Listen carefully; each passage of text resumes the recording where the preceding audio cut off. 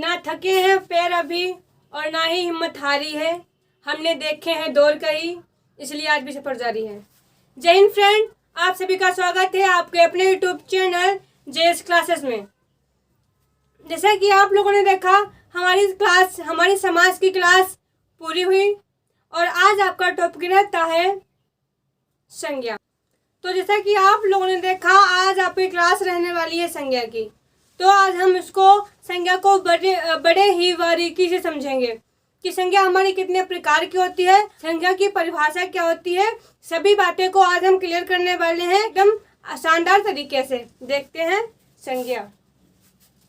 तो अगर इसकी हम बात करें परिभाषा, अगर संज्ञा होती क्या है, तो छोटे पर से ही पढ़ते आ रहे हैं।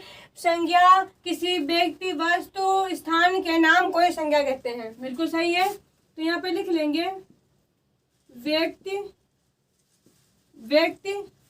वस्तु, स्थान,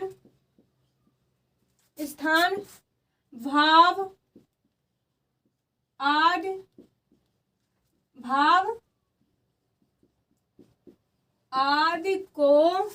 आदि को जानना या समझना ही संज्ञा कहलाती है।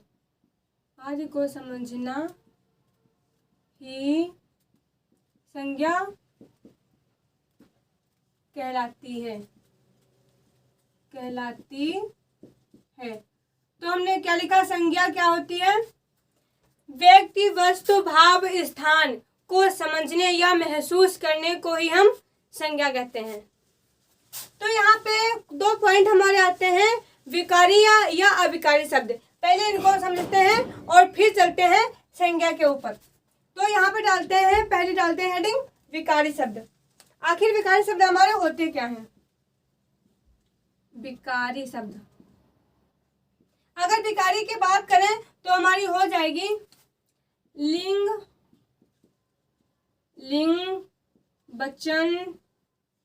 वचन, काल व पुरुष। क्या? पुरुष के नाम से परिवर्तन।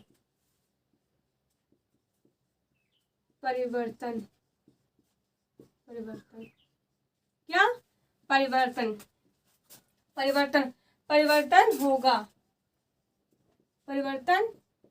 होगा। विकारी शब्द हमारे वे होते हैं जो लिंग, वचन, काल व पुरुष के नाम से परिवर्तन होगा। जिसमें परिवर्तन हो जाए वह हमारा विकारी शब्द के अंतर्गत आता है। कौन सा हो जाएगा, देखते हैं। अगर एग्जाम्पल की बात करते हैं, लड़का, तो ये हमारा लड़का हो गया।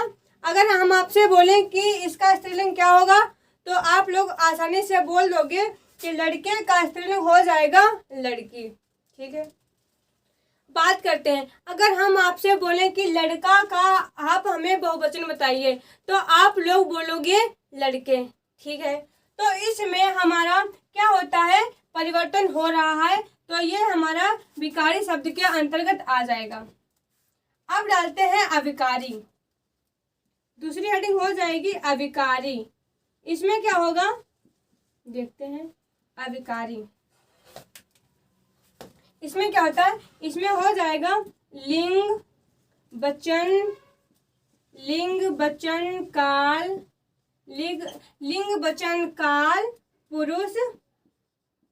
पुरुष के स्थान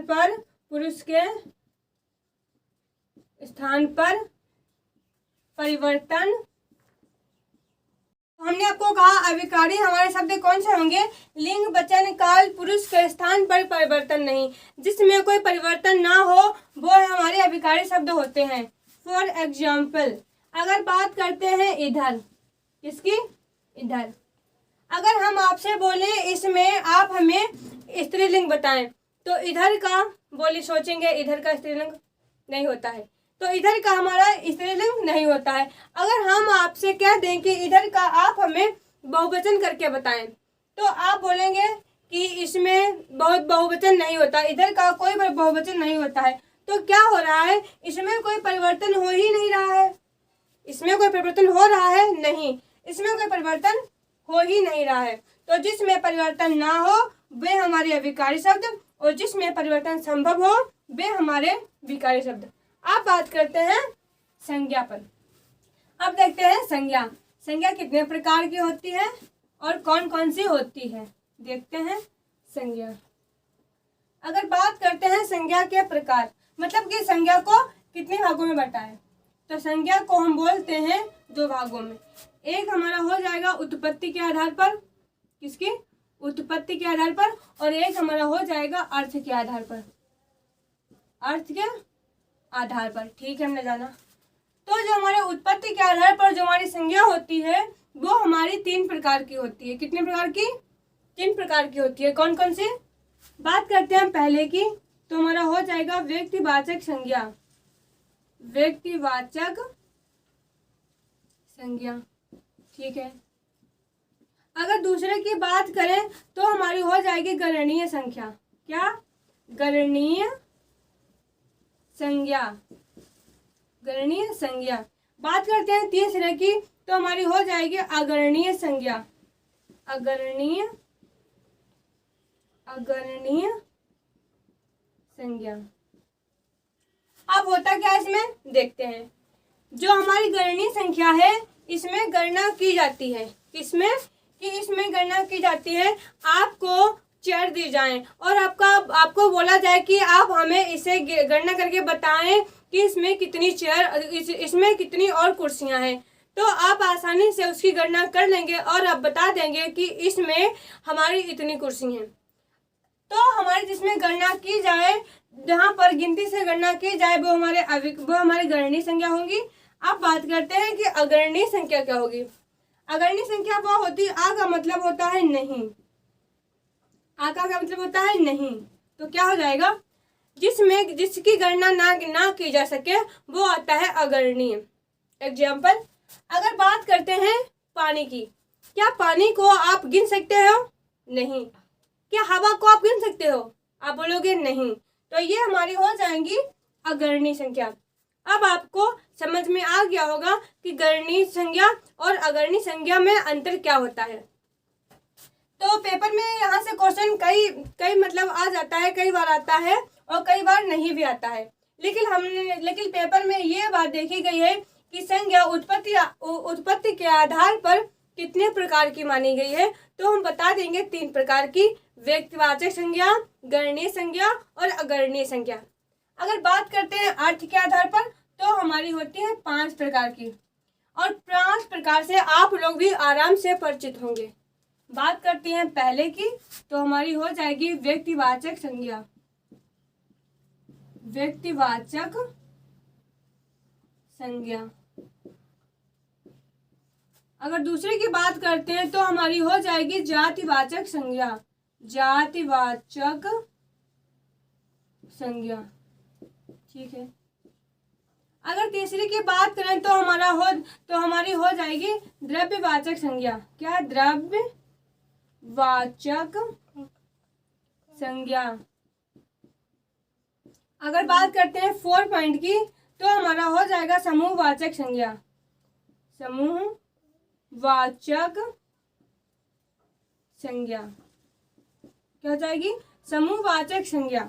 बात करते हैं पॉइंट 5 की तो हमारा हो जाएगा भाववाचक संज्ञा, भाववाचक संज्ञा। ये आप लोग 5 संज्ञाओं को आप लोग जानते होंगे।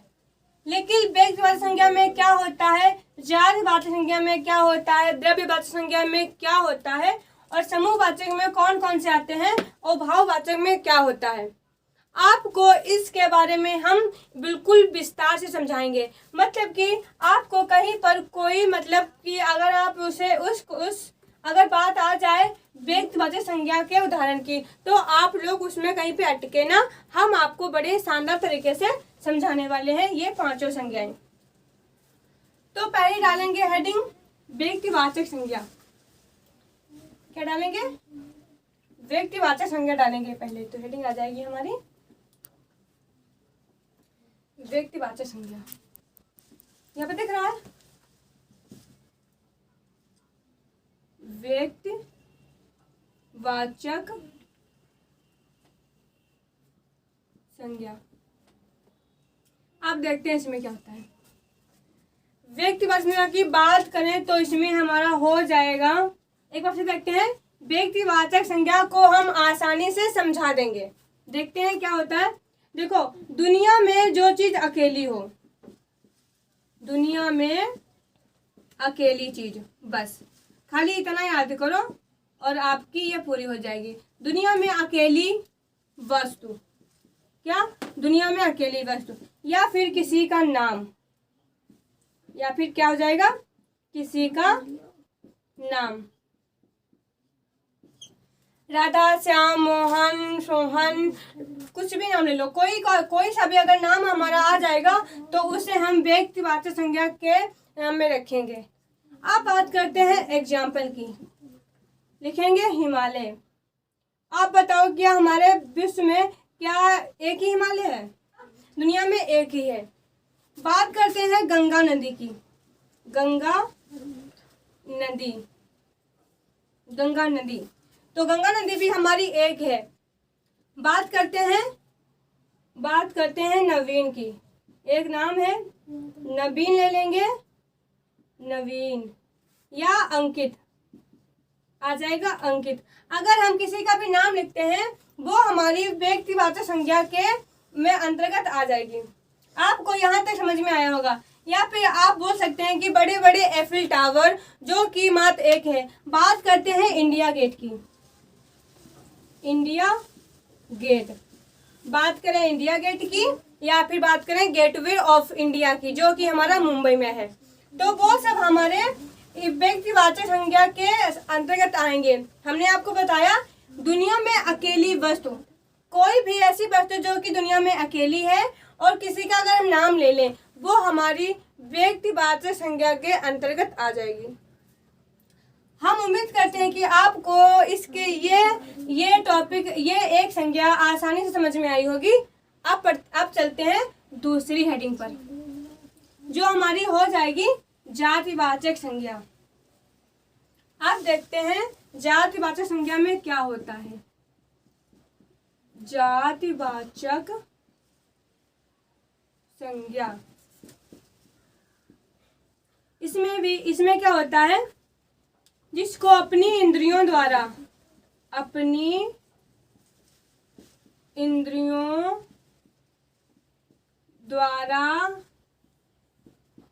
देख व छू सकें,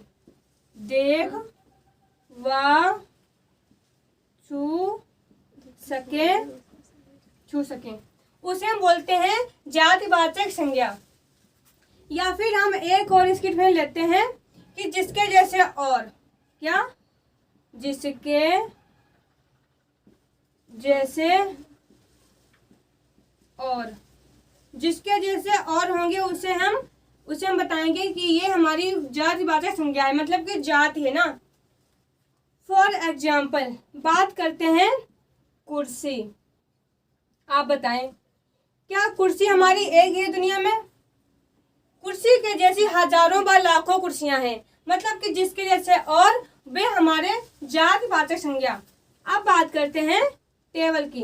क्या टेबल एक ही है? नहीं, टेबल के जैसे और टेबल हैं। ठीक है, आपको यहाँ तक समझ में आई?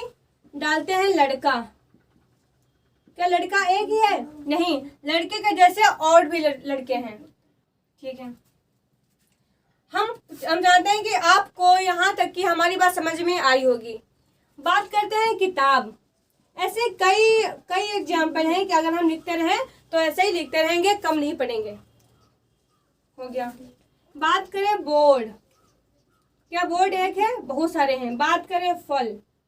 फल क्या एक है? फल एक जैसे काफी और फल हैं। तो अगर हम बात करें, यहाँ पे देख सकते हैं जिसके जैसे और, जिसके जैसे और, जिसके जैसे हमें और दिख जाएंगे हम जान लेंगे। जैसे कि हमारी बोतल है, बोतल है ये, क्या ये बोतल एक ही है? नहीं, इसके जैसे हमारी हजारों बोतलें और हैं, तो ये हमारी हो गई जातिवाचक संज्ञा। अब आपको बात समझ में आई होगी कि जातिवाचक संज्ञा में क्या होता है। जिसको अपनी इंद्रियों द्वारा देख व छू सके, या फिर जिसके जैसे और हैं वो हमारी आ जाएगी जातिवाचक संज्ञा के अंतर्गत। आपको यहाँ तक समझ में आया होगा, हम उम्मीद करते हैं ऐसी। अब डालते हैं हेडिंग तीसरी, हमारी हो जाएगी द्रव्यवाचक संज्ञा। द्रव्यवाचक संज्ञा तीसरी हेडिंग। इसमें क्या होता है, इसमें आपने देखा होगा, पढ़ा होगा द्रव्य के बारे में। तो यहाँ पे आपका आ जाएगा ठोस, द्रव, गैस। ठोस, द्रव, गैस भी इसके अंतर्गत आते हैं। अगर इसकी बात करें तो इसको हम गिन नहीं सकते हैं, इनको गिन नहीं सकते, मतलब कि इनको हम काउंट नहीं कर सकते, गिन नहीं सकते, ठीक है, इनको हम गिन नहीं सकते।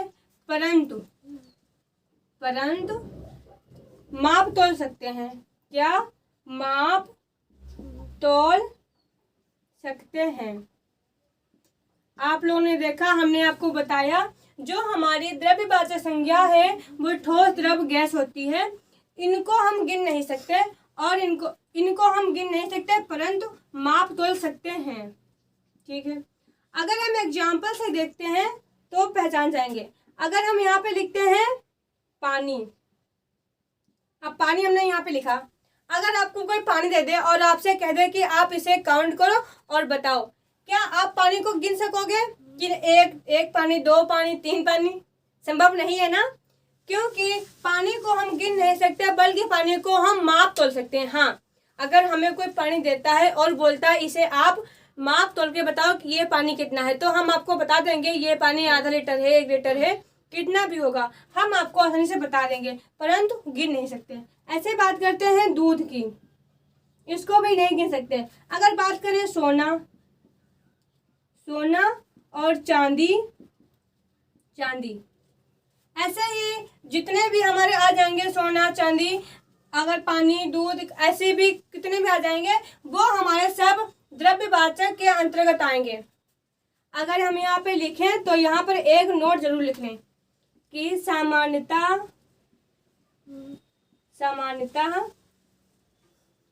यह बहुवचन नहीं होता, बहुवचन नहीं होता। क्या? हाँ, जो हमारी द्रव्यवाचक संज्ञा है वह बहुवचन नहीं होती। यहाँ पे लिखा है पानी, क्या आप पानी का पानियों कर दोगे? नहीं, पानी का कोई भी बहुवचन नहीं होगा। बात करते हैं चांदी की, तो चांदी का आप क्या करोगे? चांदियाँ? नहीं, चांदी जो हमारी द्रव्यवाचक संज्ञा में आता है उसका हम बहुवचन नहीं बना सकते। आई होप, हम आपसे उम्मीद करते हैं कि आपको ये द्रव्यवाचक संज्ञा भी आसानी से समझ में आई होगी। करते हैं कि आपको हमारी ये द्रव्यवाचक संज्ञा भी आसानी से समझ में आई होगी। अब चलते हैं अगले पॉइंट पर। पॉइंट 4 पॉइंट हमारा क्या कहता है बोले तो चौथा पॉइंट हमारा क्या कहता है? तो चौथा पॉइंट हमारा लिखा है समूहवाचक संज्ञा। बात करें 4 की तो हमारा हो जाएगा समूहवाचक संज्ञा। समूहवाचक संज्ञा, ठीक है। इसको कैसे पहचानेंगे देखते हैं। समूह को हम लिखेंगे,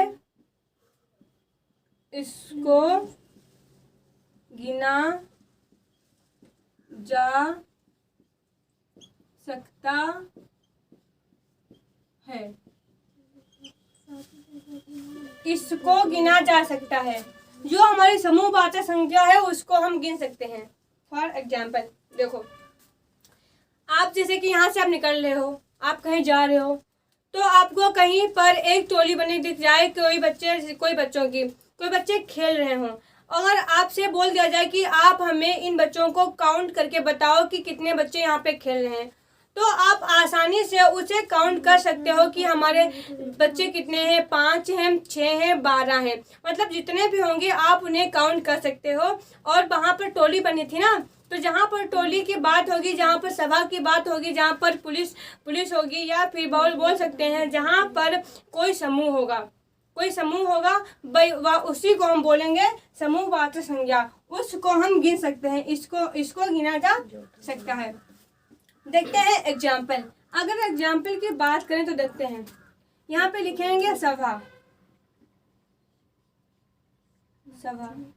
कहीं पे सभा लगी हो तो आप उसे आसानी से काउंट कर सकते हो कि कितने लोग यहाँ पे बैठे हैं। अगर ज़्यादा बड़ी ना हो, अगर पूछो कि यहाँ से लगाकर बहुत दूर तक है तो काउंट करना थोड़ा कठिन होगा, लेकिन आप फिर भी कर सकते हो।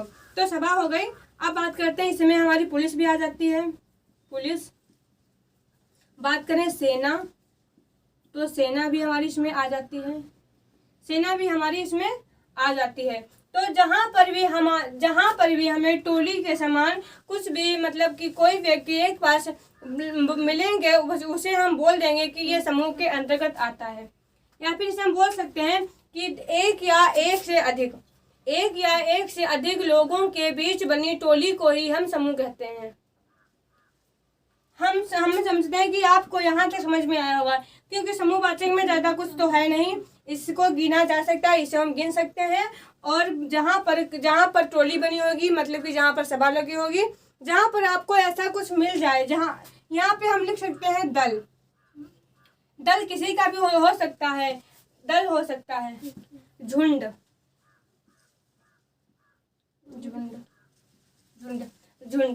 सभा हो गई, पुलिस हो गई, सेना हो गई, दल हो गई, झुंड हो गया, या फिर अन्य ऐसा आपको कुछ भी बीच में लगा मिल जाए, मतलब कि सभा समूह के जैसा, तो आप बोल दोगे कि वहां पर हमारा समूहवाचक संज्ञा होगी। अब बढ़ते हैं आगे। ये हमारा चौथा पॉइंट था। अब हमारा बचता है लास्ट पॉइंट, कौन सा? भाववाचक संज्ञा। देखना भाववाचक संज्ञा कितनी अच्छी है, मतलब कि भाववाचक संज्ञा बोल सकते हैं अपने आप में एक वेरी इंपॉर्टेंट पॉइंट रहता है। भाववाचक संज्ञा, इसमें क्या होता है? भाव, इसमें पॉइंट आएगा। इसे प्लेट पर नहीं रख सकते, प्लेट पर नहीं रख सकते, ठीक है। और बात करें कि इसे काउंट नहीं कर सकते, मतलब कि गिन नहीं सकते।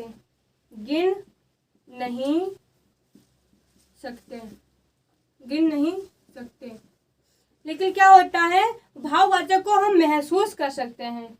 क्या महसूस कर सकते हैं? महसूस कर सकते हैं, मतलब कि कैसा भाव आ रहा है, कर सकते हैं। देखते हैं फॉर एग्जाम्पल इसका क्या होता है। अगर हम बात करें प्यार, नफरत, गुस्सा, बुढ़ापा, गरीबी, अमीरी,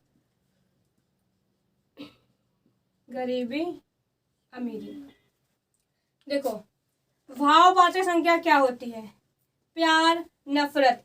अगर आपसे कोई नफरत करता है तो क्या आप उसको गिन सकोगे कि कितनी नफरतें हैं, मतलब क्या है? नहीं। तो आप उसकी नफरत को महसूस करोगे, लेकिन आप जान जाओगे कि अगला इंसान हमसे नफरत करता है, मतलब अगला इंसान हमसे या प्यार करता है या गुस्सा करता है, ठीक है। आप जान जाओगे कि ये हम, मतलब कि महसूस कर सकते हो बट गिन नहीं सकते हो। तो नफरत हो गया, गुस्सा हो गया, प्यार हो गया, बुढ़ापा। तो जो गरीब होती है वो दिखती नहीं है, या फिर अमीरी है वो भी दिखती नहीं है, ये हमारी भाववाचक संज्ञा के अंतर्गत आ जाएगी।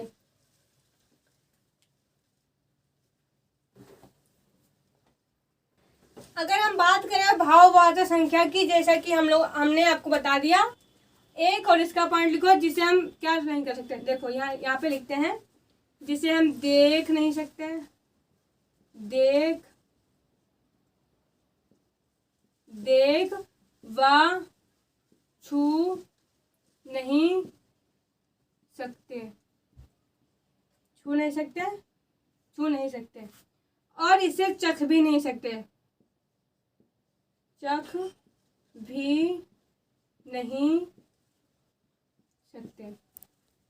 भाववाचक संख्या को क्या करते हैं हम प्लेट में नहीं, देखो एक बार देखते हैं, प्लेट पर नहीं रख सकते, ठीक है, इसे गिन नहीं सकते, महसूस कर सकते हैं। जो हमारी भाववाचक संख्या है उसे हम महसूस कर सकते हैं। जैसे कि आपको किसी के प्रति नफरत हो गई तो आप क्या करोगे, आपको महसूस होगा ना कि हमें नफरत हुई है, या फिर आपको किसी के प्रति प्रेम हो गया तो फिर भी आप उसे महसूस ही करोगे, ठीक है। अब यहाँ पे देखो, बुढ़ापा, गरीबी, अमीरी, इसके कई उदाहरण होते हैं भाववाचक संज्ञा के। तो आई होप आपको हमने, जितनी हमारी उम्मीद थी, हमने आपको बहुत ही सरलता स्वभाव से आपको संज्ञा के बारे में बताया। हम उम्मीद करते हैं कि आपको इतना समझ में आया होगा और आपको मिलते हैं इसी के संज्ञा के ही कुछ अन्य टॉपिकों पर जो कि आपको बताएंगे इसमें और क्या क्या होता है। तो आई होप आपको ये हमारी क्लास अच्छी लगी हो। अगर आपको समझ में, अगर आपको कहीं पर भी ऐसा लगा हो कि हमें समझ में नहीं आया हो तो आप हमें कमेंट में करके बताइए और हम फिर उसे देखते हैं और आपको बताएंगे। आपको यहाँ पर मतलब जिसका कमेंट आएगा हम बताएंगे और आपको क्लियर हो जाएगा। तो फिर विदा लेते हैं और मिलते हैं अगले वीडियो में। तब तक के लिए जय हिंद, जय भारत माँ।